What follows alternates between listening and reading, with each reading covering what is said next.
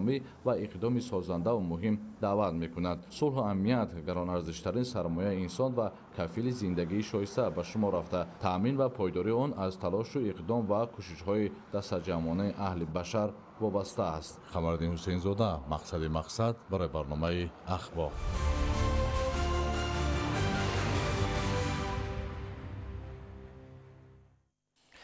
در ноҳияи Ховалинг бо саҳми сокинону соҳибкорон таъмиру навсозии роҳу пули мошингузар ва фароҳамсозии инфраструктураи заруриро дар сатҳи маҳал вусъат меёбанд. дар доираи корҳои ободониву созандагӣ беш аз 1 километр роҳи деҳаи чуқураки ноҳия мунфарш ва пули мошингузари деҳа таъмиру навсозӣ гардида, ҳамзамон кашонидани хати оби нӯшокӣ тариқи ҳашари дастаҷамъонаи сокинон бо маром идома дорад. Анваршоҳ Сайдализода гузориш медиҳад. аз шарофату баракати истиқлоли давлатӣ ва ваҳдати сартосарӣ баробари марказҳои шаҳру навоҳӣ ҳамзамон деҳоти дурдасти мамлакат низ баҳравар мебошад. рушду пешрафт, иттиҳодию сарҷамӣ, беҳтар гардидани вазъи инфраструктур ва сатҳи некуаҳволии сокинони деҳаи чуқураки ҷамъияти деҳоти ҷонбахти ноҳияи Ховалинг гувоҳи возеҳи ин гуфтаҳо мебошад. дастгирии ҳамешагии ҳукумати мамлакат, мақомоти иҷроияи ҳокимияти давлатӣ, ҷалби соҳибкорону ашхоси саховатпеша ва сокинони заҳматқарин бобати вусъати корҳои ободониву созандагӣ дар сатҳи маҳал аз иқдомоти шоиста дар ин рӯсто маҳсуб мешавад. чанд рӯз боз инҷониб аз ҷониби соҳибкорони ватандӯст ва аҳолии заҳматқарини деҳаи чуқурак корҳои ободониву созандагӣ аз ҷумла бунёди бинои иловагии таълимӣ муҷаҳҳаз бо тамоми лавозимоти хониш, таъмиру навсозии роҳҳои деҳа, пули мошингузар, кашонидани хати оби ошомиданӣ, тозаву озода намудани назми манзилҳои иstiqomatӣ ва дигар корҳои ободониву созандагӣ мароми тоза дорад. дар заминаи чунин корҳои ободонӣ мунфаршнамоии 1 километр роҳ дар ин деҳа ба нақша гирифта шуда буд, ки сокинони ин рӯсто бо истифода аз техникаҳо корро оғоз бахшиданд. ба иттилои масъулон паҳнои роҳ 6 метр ва ғафсии он 5 сантиметрро ташкил дода, дар ду паҳнӯи роҳ новаҳои бетонӣ обонида шудааст. дар доираи омодагиҳо ба ҷашни 35-солагии истиқлолияти давлатии ҷумҳурии Тоҷикистон имрӯзҳо дар деҳаҳои ноҳия аз тарафи соҳибкорони ватанӣ корҳои таъмиру барқарорсозӣ ва асфалтхӯбонӣ рафта истодааст. дар ҳамин ҳудуди ноҳия то имрӯз зиёда аз 8 километр роҳҳо мунфаш карда шудааст. то охири ҳамин сол 15 километр мерасонанд. роҳандозӣ ва анҷоми тадбирҳои созандагиро ташаббускорон маҳз ба хотири беҳтаршавии инфраструктури деҳот, фароҳамсозии шароиту имкониятҳо дар сатҳи маҳал ва баланд гардидани сатҳи некуаҳволии сокинони ин рӯсто рабт медиҳанд. ҷиҳати фароҳам овардани шароити мусоиди рӯзгори сокинон аз ҷониби соҳибкорону шахсони эҳсонкор дар ин деҳа баробари таъмири роҳи мошингар, муҳайёсозии инфраструктури зарурӣ, ҳамчунин рафъи мушкилоти норасоии оби нӯшокӣ ба нақша гирифта шуда буд. ҳамин тавр 5 чоҳи амудӣ аз чуқурӣ 120 метр бароварда шуда, айни ҳол кандани чуқурӣ барои хобонидани қубурҳо шурӯъ гардидааст. баъди анҷоми пурраи корҳо мушкилоти норасоии оби нӯшокии сокинони деҳаи чуқураки ноҳияи Ховалинг бартараф хоҳад шуд. таъмиру барқарорсозии пули мошингузари солҳо боз таъмир нагардида, ки барои рафтуомади сокинону воситаҳои нақлиёт хизмат менамуд, аз амалҳои неки анҷомдодаи гурӯҳи ташаббускорон маҳсуб меёбад. дарозии пул 54 метрро дар бар гирифта, феълан ин қисмати корҳо низ мароми тоза касб намудааст. ҳадаф аз пеш гирифтани чунин амалҳои накуру ташаббускорон пеш аз ҳама ба сазовор пешвоз гирифтани ҷашни фархундаи миллат 35-солагии истиқлоли давлатӣ арзёбӣ намуда талош варза истоданд, ки ҳарчи зудтар корҳои ба нақша гирифтаашонро сифатан хуб сомон диҳанд. Анваршоҳ Сайдализода, Сайҳомиди Шариф, ноҳияи Ховалинг, ахбор.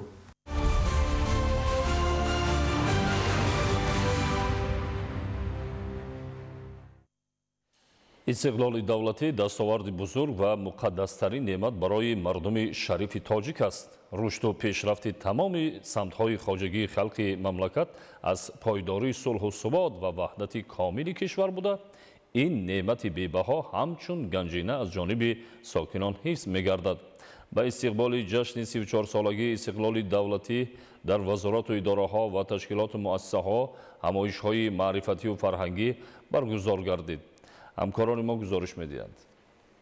дар фазои идона ва рӯҳияи баланди ватандӯстиву ифтихори миллӣ дар ноҳияи синои шаҳри душанбе тантанаҳои бошукӯҳ бахшида ба 34-солагии истиқлоли давлатии ҷумҳурии тоҷикистон баргузор гардид. Нахуст иштирокчиёни чорабинӣ аз намоиши ҳунарҳои мардумӣ, хӯрокҳои миллӣ ва дастовардҳои сокинони ноҳия дидан карданд. масъулини ноҳия истиқлоли давлатиро муҳимтарин дастоварди миллати тоҷик дар таърихи навин арзёбӣ карда иброз доштанд, ки маҳз бо роҳбарии пешрои миллат муҳтарам Эмомалӣ Раҳмон тоҷикистони азиз тавонист пояҳои давлатдории навини худро устувор созад. имрӯз истиқлоли давлатӣ барои ҳар як шаҳрванди кишвар маънои зиндагии озод, саодати миллӣ ва рушду пешрафтро дорад. мо бояд ин неъмати бебаҳо истиқлолро ҳифз кунем ва онро ба наслҳои оянда бо сарбаландӣ бирасонем. дар идомаи чорабинӣ ҳунармандон ва гурӯҳҳои фарҳангии ноҳия бо иҷрои таронаҳои ватандӯстона, саҳнаҳои театркундашуда ва рақсу ороишҳои анъанавӣ таъби сокинонро шод гардонданд. мардуми ноҳия бо рӯҳияи баланди ватандӯстӣ ва муҳаббат ба давлату миллат ин ҷашни муқаддасро таҷлил намуда изҳор доштанд, ки барои рушду ободии тоҷикистон пайваста саҳм мегузоранд. чунин чорабиниҳо дар саросари кишвар барои боло бурдани ҳисси ватандӯстӣ, худшиносии миллӣ ва арзгузорӣ ба истиқлоли давлатӣ мусоидат менамояд. дар интиҳо як гурӯҳ собиқадорони меҳнат ва фаъолони ҷомеа бо сипоснома ва тӯҳфаҳои дона қадрдонӣ гардиданд.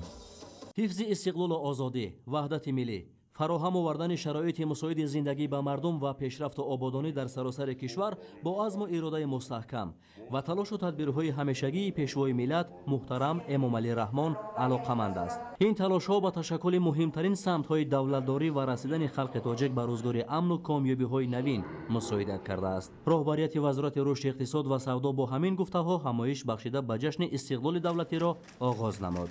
дар ин ҳамоиш ёрдамчии президенти ҷумҳурии тоҷикистон оид ба масъалаҳои иқтисодӣ, кормандони дастгоҳи марказӣ ва узви дигар сохторҳои вазорат иштирок доштанд. намояндаи ҳукумати ҷумҳурии тоҷикистон зимни баромади худ расидан ба қадри истиқлоли ватан, арҷ гузоштан ба муқаддасоти миллӣ, сарфарозӣ аз тоҷикистон ва ба рушди он саҳм гузоштанро аз ҷумлаи муҳимтарин амалҳои шаҳрвандӣ унвон намуд. роҳбарияти вазорати рушди иқтисод ва савдо бо таҳлили дастовардҳои замони соҳибистиқлолии тоҷикистон аз ҷумла иброз дошт, ки татбиқи босамари стратегияву барномаҳои давлатӣ имкон дод, ки маҷмӯи маҳсулоти дохилӣ аз 1,8 миллиард сомонӣ то 153,4 миллиард сомонӣ афзоиш ёбад. яъне маҷмӯи маҳсулоти дохилӣ ба ҳар нафар аҳолӣ аз 289 сомонӣ то 14,8 ҳазор сомонӣ баробар шудааст. дар ин даврон даромадҳои пулии аҳолӣ аз 1 миллиард сомонӣ то 147 миллиард сомонӣ, ҳаҷми истеҳсоли маҳсулоти саноатӣ аз 1,4 миллиард сомонӣ то 53,8 миллиард сомонӣ, ҳаҷми содирот аз 784 миллион доллар то 1 миллиарду 947 миллион доллар зиёд шудааст. ҳамчунин дар идомаи иқдому ташаббусҳои пешвои миллат муҳтарам Эмомалӣ Раҳмон вобаста ба фароҳам сохтани шароити хуби зиндагии мардум давоми бештар аз 13 сола соҳибистиқлолӣ зиёда аз 2550 километр роҳҳо таъмиру навсозӣ шуда, беш аз 2000 мегаватт иқтидорҳои нави энергетикӣ, бахусус 2 агрегати нерӯгоҳи барқии обии роғун, 3670 муассисаи нави таълимӣ ва 3076 адад муассисаҳои нави тиббӣ сохта ба истифода дода шуданд. ин тадбирҳо аслан бо ҳадафи беҳтару хубтар намудани шароити зиндагии мардум рӯйдаст гирифта шуда, дар амал татбиқ сохтани он имкон дод, ки сатҳи камбизоатӣ аз 83% то 20,4% коҳиш ёбад. сарфи назар аз таъсири ду буҳрони шадиди иқтисоди глобалӣ дар 5 соли охир ҳаҷми маҷмӯи маҳсулоти дохилии кишвар 74,3 миллиард сомонӣ ё 2,2 маротиба афзоиш ёфта, соли 2024 153,4 миллиард сомониро ташкил намуд. дар ин давра суръати рушди иқтисоди миллӣ ба ҳисоби миёна 7,7% таъмин шуда, дар қиёс ба 5 соли пеш 1,5 банди фоизӣ баланд аст. ҳоло ташкилотҳои байналмилалии молиявии тоҷикистонро ҳамчун кишвари дорои суръати баланди рушди иқтисодӣ арзёбӣ намуда, ҳамкорӣ бо онро вусъат мебахшанд. устувории нишондиҳандаҳои макроиқтисодӣ дар нимсолаи якуми соли 2025 низ таъмин гардида, ҳаҷми маҷмӯи маҳсулоти дохилӣ 70,8 миллиард сомонӣ ва суръати рушди воқеии он 8,1%-ро ташкил медиҳад. суръати рушди иқтисоди миллӣ дар нимсолаи якуми соли 2025 асосан аз ҳисоби зиёд гардидани ҳаҷми истеҳсоли маҳсулоти саноатӣ 24%, маблағгузорӣ ба сармояи асосӣ 14,6%, хизматрасонии пулакӣ 12,8%, кишоварзӣ 9,7%, боркашонӣ 9,3%, гардиши савдо 9% ва мусофиркашонӣ 5,8% таъмин шудааст. роҳбарияти вазорати рушди иқтисод ва савдо бо таҳлили вазъи воқеӣ ва амалӣ сохтани ҳадафҳои марбут ба пешрафти давлат иброз намуд ки расидан ба чунин дастоварду комёбиҳо нахуст аз дастуру роҳнамоиҳои пешвои миллат муҳтарам Эмомалӣ Раҳмон оғоз меёбад. дар идомаи ҳамоиш фаъолияти самаранок ва саҳми кормандон дар рушди иқтисодию иҷтимоии кишвар бо мукофотҳои давлатӣ қадрдонӣ карда шуд. шукӯҳи истиқлол таҳти ин унвон дар майдони парчами давлатии ноҳияи Вахш аз ҷониби Кумитаи иҷроияи Ҳизби халқии демократии Тоҷикистон дар ноҳия ва дар ҳамкорӣ бо бахши кор бо ҷавонон ва варзиш бахшида ба 34-солагии истиқлолияти давлатии кишвар бо иштироки васеъи сокинон ва кормандони ташкилоту идораҳои давлатӣ чорабинии бошукӯҳи идона доир карда шуд. дар оғоз масъулин аз маҳсули дастони ҳунармандони ноҳия дидан карда ҳунармандонро идомадиҳандаи ҳунарҳои мардумӣ унвон доштанд ва дар оянда баҳри рушду эҳёи самтҳои мухталифи ҳунармандӣ роҳнамоӣ намуданд. зимни баргузории чорабинӣ қайд гардид ки бо шарофати соҳибистиқлолии мамлакат ҷумҳурии Тоҷикистон тавонист ба арсаи ҷаҳонӣ ҳамчун давлати мустақил ворид шуда дар ҳалли масъалаҳои муҳимтарини сатҳи байналмилалӣ саҳми худро гузорад. маҳз ҳамин сулҳу субот ва истиқлолияти комили мамлакат боис шуд ки тамоми самтҳои хоҷагии халқ рушду нумӯ кунад ва баҳри сокинон беҳтарин шароити зисту зиндагонӣ ва кору фаъолият фароҳам гардад. зикр шуд ки давоми 34 соли соҳибистиқлолии меҳан ноҳияи Вахш рӯ ба пешрафт ниҳода дар ин даврон як қатори иншооти муҳиму гуногун таъинот дар марказ ва деҳоти он бунёду мавриди истифода қарор гирифта ҳамзамон сокинони ин минтақа ба дастовардҳои назаррас ноил гардиданд. дар идома ба як қатор ҷавононе ки дар пешбурди соҳаҳои хоҷагии халқи мамлакат саҳми арзишманд гузоштаву дар сабқатҳои баланд иштироки фаъолона намудаанд аз ҷониби ташкилоти ҷамъиятии ҷавонон созандагони ватан бо сипоснома қадршиносӣ гардиданд.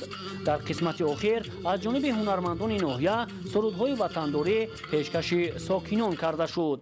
боиси фараҳмандист ки имрӯзҳо дар ҳудуди шаҳру деҳоти Исаравшани Бостонӣ ҷашни бузурги миллӣ 34-солагии истиқлоли давлатии ҷумҳурии Тоҷикистон бо шукӯҳу шаҳомати хоса таҷлил мегардад. аҳолии меҳнаткарину бунёдкори ҷамоати деҳоти Нофароҷ имрӯз фазои деҳаро боз ҳам ҷаззобу рангинтар гардонида ҷашни 34-солагии истиқлоли давлатиро бо оростану намоиши хӯрокҳои миллӣ, дастоварди варзишгарону хонандагон ва шеъру сурудхонӣ таҷлил гардонида истоданд. дар ҷамъомади мазкур намояндагони мақомоти иҷроияи ҳукумати давлатии шаҳри Исаравшан, омӯзгорону хонандагон, варзишгарон ва аҳолии ҷамоат ширкат намуданд. зимни баромад қайд карда шуд ки ин неъмати бузург баробари ба даст овардан нуру зиё, меҳру вафо, ободию озодӣ, ҳамфикрию ҳамзистӣ ва осоиштагиву абадиятро ба мардуми бузурги тоҷик ва Тоҷикистони азиз овардааст. таҷлили санаи ба истиқлолият расидани Тоҷикистон барои мо як ҷашни ҳамасолаи муқаррарӣ ё варақгардонии оддии тақвим нест, балки рӯзи шукронаи мо аз тақдир ва бори дигар пеши назар овардани бурду бохтҳои гузашта, таҳлили қиёси ҳаёти имрӯза ва таҳриррезӣ намудани дурнамои рӯзгори ояндаамон мебошад. бо дарки ин гуфтаҳо кулли сокинони ҷамоати деҳоти Нофароҷи шаҳри Исаравшан бо шукргузорӣ аз фазои осоиштаи Тоҷикистони биҳиштосо ва сиёсати пешгирифтаи роҳбарияти олии мамлакат ҷашни фархундаи истиқлоли давлатиро бо рақсу сурудхонӣ истиқбол гирифта ҳамдигарро табрику шодбош намуданд. ҷамоати деҳоти Нофароҷ ки дар канори шоҳроҳи байналмилалии Душанбе Исаравшан хуҷанд чаноқ ҷойгир аст, дар давоми солҳои соҳибистиқлолии мамлакат ба дастоварду пешравиҳои назаррас ноил гардида дар ин давра даҳҳо километр роҳҳои маҳаллӣ мунфарши асосӣ гардонида чандин иншооти соҳаи муорифу тандурустӣ ва варзишиву хизматрасонӣ бунёду мавриди истифодаи аҳолӣ қарор дода шуданд. боиси қайд аст ки ҷиҳати болидахотирӣ ва хурсандии аҳли иштирокдорон аз ҷониби бахши фарҳанги шаҳр ва гурӯҳи карнайнавозони Исаравшан барномаи рангини консертӣ омода ва пешкаши ҳозирин гардонида шуд.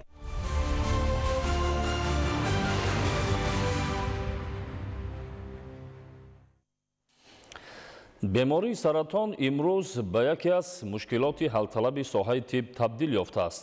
дар пайи таҳқиқотҳои илмӣ олимону мутахассисони соҳаи тиб усули ташхису муолиҷаи саратон сол аз сол беҳтар мешавад. вобаста ба амалишавии барномаи пешгирӣ ва назорати бемориҳои саратонӣ дар ҷумҳурии Тоҷикистон барои солҳои 2025-2029 дар шаҳри Панҷакент чораҳои мушаххас амалӣ карда мешавад. гузориши навбатӣ идомабахши ин мавзӯст. ҳадафи асосии барномаи пешгирӣ ва назорати бемориҳои саратонӣ барои солҳои 2025-2029 ҳифзи солимии мардум, таъмини ташхис ва табобати саривақтӣ, ҳамчунин баланд бардоштани маърифати тиббии аҳолӣ мебошад. зеро тибқи арзёбиҳои мутахассисон бемориҳои саратонӣ имрӯз яке аз мушкилоти глобалии асри 21 ба шумор меравад. тибқи маълумоти созмони умумиҷаҳонии тандурустӣ то 40% ҳолатҳои гирифторӣ ба ин беморӣ пешгиришаванда аст. яъне бо риояи одатҳои солим, назорат бар тарзи ҳаёт ва парҳез аз омилҳои хавфнок метавон хатари гирифторӣ ба саратонро коҳиш дод. дар баробари хизматрасонии тиббӣ, барномаи нави давлатӣ ба масъалаи баланд бардоштани сатҳи огоҳии мардум низ аҳамияти ҷиддӣ медиҳад, махсусан ташаккули тарзи ҳаёти солим, ки яке аз роҳҳои муассири пешгирии бемории саратонӣ мебошад. дар бораи омилҳои пешгиркунандаи ин беморӣ мутахассисон чӣ назар доранд? عامل‌های پیشگیری از بیماری سرطان اینها میباشند. یکم، پیش از همه سیرحرکتی و مشغولیت جسمانی اهمیتی کلان دارد. ورزش، راهگردی و فعالیت فعالانه روزمره میتواند خطر گرفتاری به بیماری‌های سرطان را و دیگر بیماری‌های غیر سرطانی را تا حدی اقل کم نماید.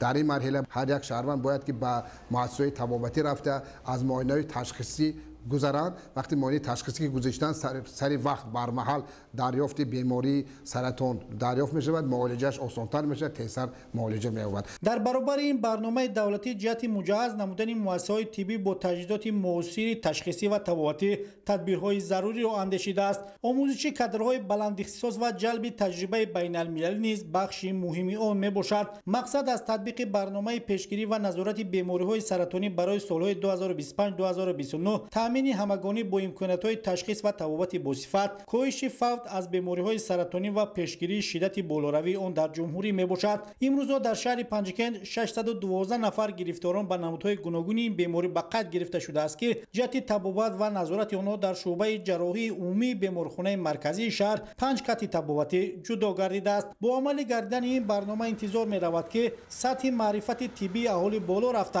شماره حالت‌های نو و خوف گرفتارشوی به بیماری سرطانی کاهش یابد. زیرا حفظ صحتی مردم همچون ارزش عالی در محور سیاست دولت و حکومت جمهوری تاجیکستان قرار دارد. دلیری بازار، زرهون نعمت الله، شهر پنجکند، اخبار.